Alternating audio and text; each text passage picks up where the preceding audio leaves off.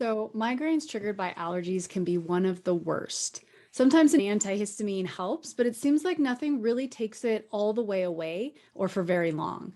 So, in today's video, I want to share with you 3 things that you can do to help your allergy related migraines. And the last one of the most common supplements that most people are on is something you definitely need to stop because it's only making the problem worse. So people are often surprised to find that there are many other ways to treat allergies than by medication alone, right? Antihistamines are not the only answer. The true underlying problem behind those migraines, behind your allergies, is your reaction to histamine and how your body is able to process it. And believe it or not, if we help your body improve how it processes histamine, then you can actually end the allergy symptoms that contribute to those allergy-related migraines. So there's a few things that you can do to help your body improve that response. So let's talk about some of the top 3 things that I have for you. So number 1, low histamine diet. This is probably not new information to you, but this is the reason why you would go on a low histamine diet. If you have extensive allergies, if you're allergic to a ton of things, if you know that you've got seasonal allergies coming up, going on a low histamine diet during the period of time when your allergies flares can really help reduce the number of migraines you have during allergy season.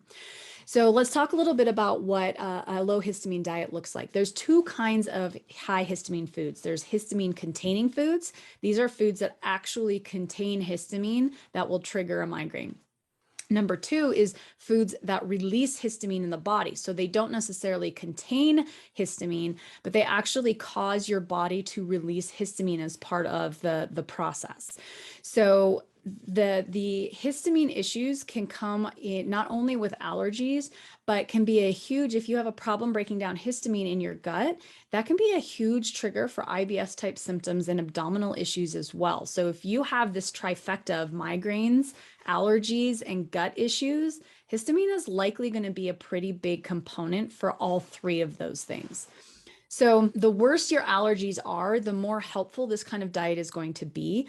But again, you might not need to be on it all year round. If you only have, allergies in the fall or in the spring, then, leading up to allergy season, maybe the month before allergies typically start for you, you can go on this low histamine diet and kind of help prepare your body for it. And then doing all the things that, I'm sure that you've heard of to help reduce your exposure to allergens, such as, HEPA filters and vacuuming and dusting regularly, keeping the windows closed, all those kinds of things. That can really help to reduce your exposure and can help to reduce your attacks, your migraine, allergy-related migraine attacks. So things that are higher in histamine, if you're not familiar, fermented foods, dried fruits, alcohol, that's a kind of a double whammy. It not only contains histamine, but it also releases histamine in the body. Smoked meats, certain fruits and veggies. You can Google a pretty comprehensive list of high histamine foods. And most surprising for people, though, is leftovers. So bacteria can actually grow. The bacteria on our food after we cook it, then the bacteria that gathers on our food will actually produce histamine. So the longer your leftovers are left in the fridge, the more histamine they will have. So a general rule of thumb is that you don't eat anything more than 24 hours old unless it went immediately into the freezer after preparation. Okay. All right. Number 2. DAO support. So DAO stands for diamine oxidase, which is an enzyme that helps to, it's one of the main enzymes that helps to break down histamine in the body. There are several different pathways, but that's the main one that we need. There's a couple reasons why our DAO enzyme does not work properly. 1, we're deficient in it. 2, we don't have the cofactors we need in order for it to work properly, like B6, B1, magnesium, things like that. And number 3 is there can be a genetic component. So if you have a long family history of allergies, your mom and dad both have severe allergies, your grandma and grandpa, you're probably deficient from a genetic standpoint. And there's actually things that you can do to help support the genetic function. So you can Google that. I'm not going to get into that here, but that could be a reason. So there could be a genetic component to it. So there are some things that you can do if you are deficient in DAO, or even if you don't know, it can be helpful to allow your body to better process and break down histamine, especially foods containing histamine. So there are, Seeking Health is one of my favorite supplement companies when it comes to the histamine. actually in a lot of ways. And I'm not affiliated with them in any way. They just happen to be a really good quality company. And they specifically target these types of problematic areas, especially geared towards genetic issues. So there's one called Histaminex and there's another one called Histamine Block. Both of those are really good. One you would use to help your body better process histamine. The other you would use to actually help to break down histamine in the gut. So if you do happen to have higher histamine foods, you can take that enzyme and help to break it down before your body actually has to absorb the histamine itself. Okay, so those can be some resources to look into to help give you some support. All right, here's the one that I think is so under educated on, and this can be a huge problem for people with migraines or with allergy related migraines or histamine related migraines, is B12.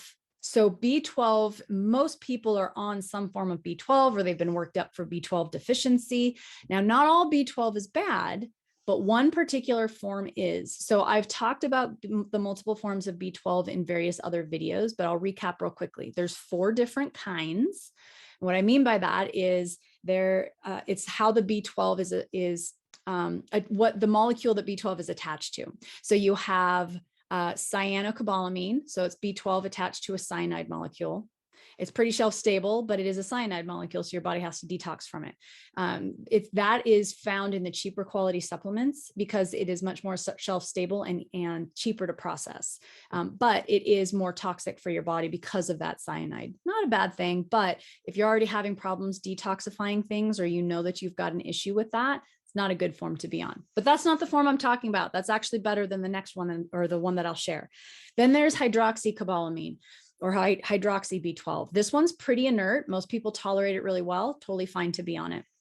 Adenylyl B12 or adenylcobalamin, also a fine form. You find this less common than the other forms, but it is out there and it is available, and it's a more active form for your body to use. So that's also a good choice. The one that most people that I find when they're taking a specific B12 supplement, they're on methyl B12 or methylcobalamin. This is usually the most active and the one that we actually like the most for people with B12 deficiency because your body can readily use it. But, and here's the big but with people with allergies, methyl B12 will donate that methyl group to histamine, making it into something called methylhistamine. Methylhistamine is histamine on steroids. It's the Superman of histamine. It is so much more potent than just regular histamine. So when we're taking methyl B12 during allergy season, we're actually we're feeding spinach to the Popeye of histamine, right? We're making it super strength, and that can really aggravate migraines and allergy symptoms and gut issues and all kinds of stuff. So methyl B12 is the form you want to stay away from if you have allergy issues. Now, again, if it's only related to allergies during a certain period of time, you probably just want to cool off on taking it during allergy season. But if you have issues with kind of allergy related symptoms, runny nose, sniffy nose, runny, watery eyes, sneezing a lot all year round, the methyl B12 is probably not doing you any favors. So switching over to either adenylyl or hydroxycobalamin would be better forms for you to utilize. Now, you can use methyl B12 as part of a whole histamine clearing protocol. So there are actually nutrient protocols involving everyday supplements like B1, B6, magnesium, vitamin C, things like that can help reduce histamine in the body and improve how your DAO functions.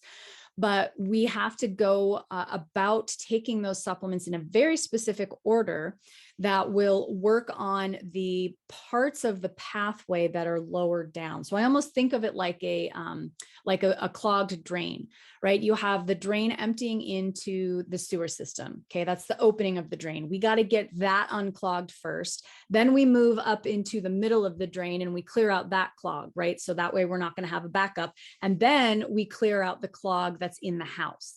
If we do it backwards and we clear out the clog in the house, then the water is going to drain only till it gets stuck in that middle place, and then it's going to back up again, right? So we want to go from the end up. That's the same way we want to deal with treating methyl or with histamine issues. We want to treat the very opening, the final step first, then the middle step, and then the upper step. And the final step is related to that methyl B12. So that's the the first step is related to the methyl B12. So that's the very last thing that we want to involve. So we want to utilize the other nutrients to help clear out the rest of that pathway first before introducing the histamine or the methyl B12 in there. Because otherwise, histamine goes into methylhistamine, and if it gets stuck there because the middle of that pathway is not open and ready to drain, then now you've got all this methylhistamine hanging out and making things 10 times worse. So hopefully that's clear. So if you want a little bit more information about the role that histamine could be playing in your migraines, check out my free training. I have a free online training. We go a little bit more in depth into histamine and the role that it could play. So the link is in the description below. And make sure you subscribe to my channel for updates on when new videos are posted every week.